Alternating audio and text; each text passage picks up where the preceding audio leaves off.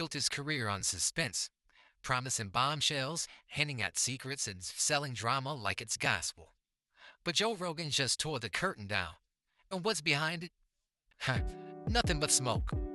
Adam Schiff for years have been saying that he's been seeing things. Big things, mysterious things, possibly imaginary things. But don't worry, he can't tell you what they are, because apparently national security depends on keeping the plot twist under wraps forever.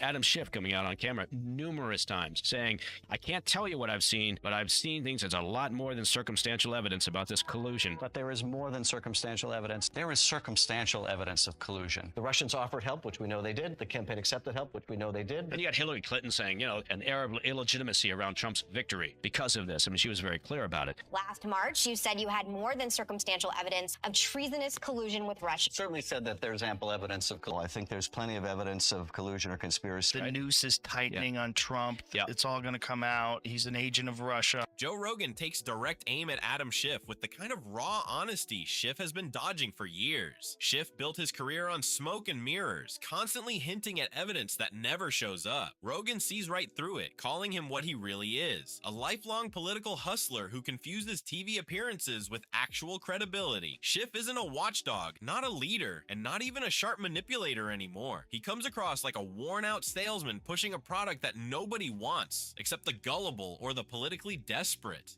They called him a Russian asset. Listen, Adam Schiff, he was the chairman of the House Intelligence Committee. Adam Schiff knew.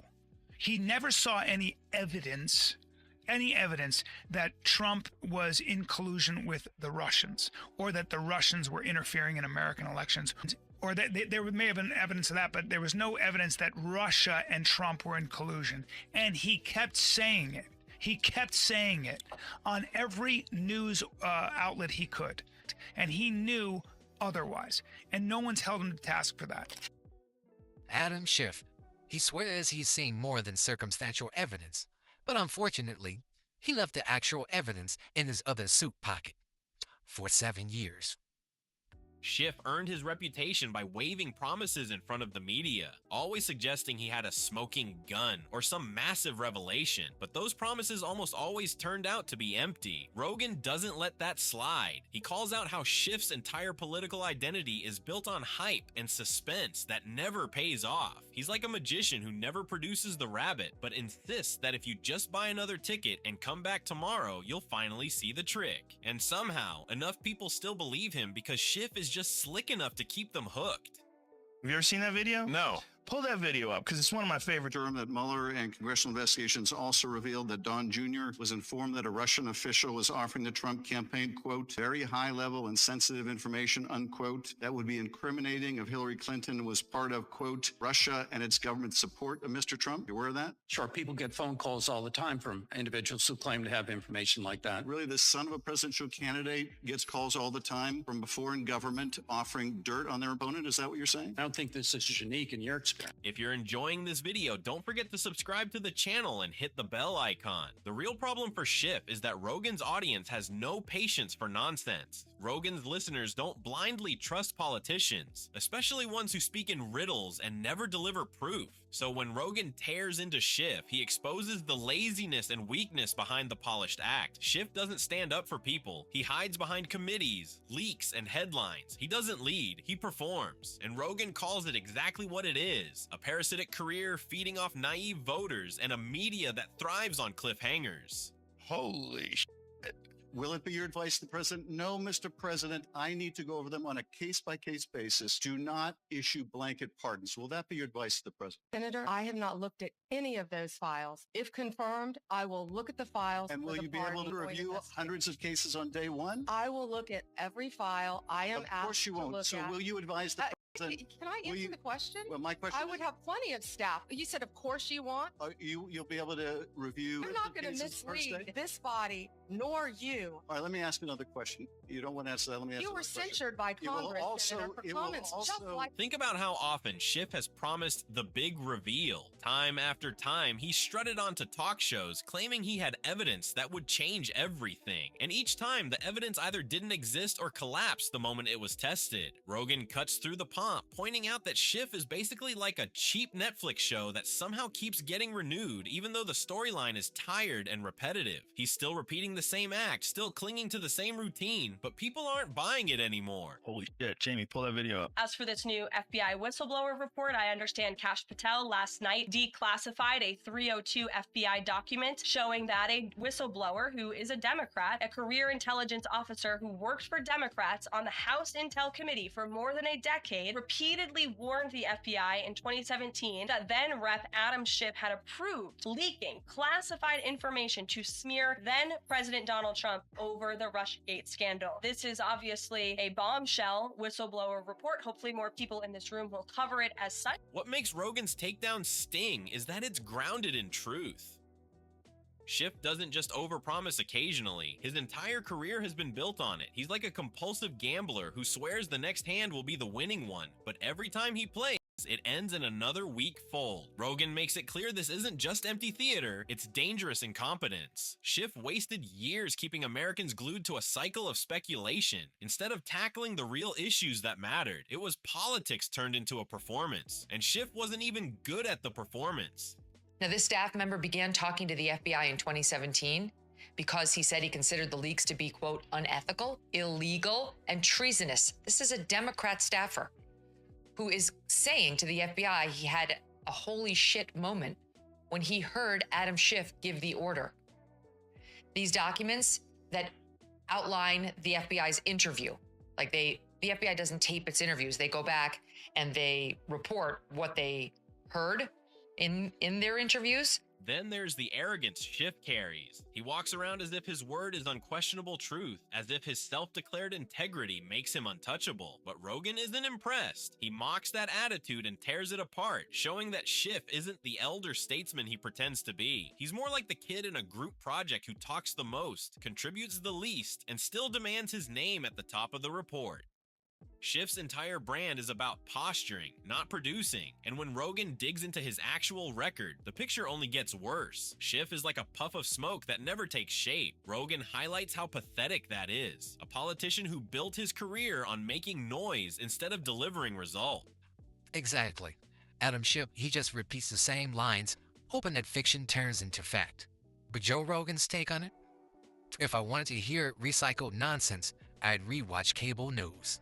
The roast lands hardest when Rogan frames Schiff as the exact opposite of what Americans really need. People are tired of lies, tired of promises that never turn into action, tired of politicians who act more like TV pundits than public servants. And Schiff represents all of that. I don't believe he's going to weaponize the DOJ to use it against his opponents. I believe that's what was done to him. Though, as we discussed with Alan Dershowitz and that now famous clip that went around where I said we need Steve Bannon, I'm not totally opposed to it. I'm going to be honest.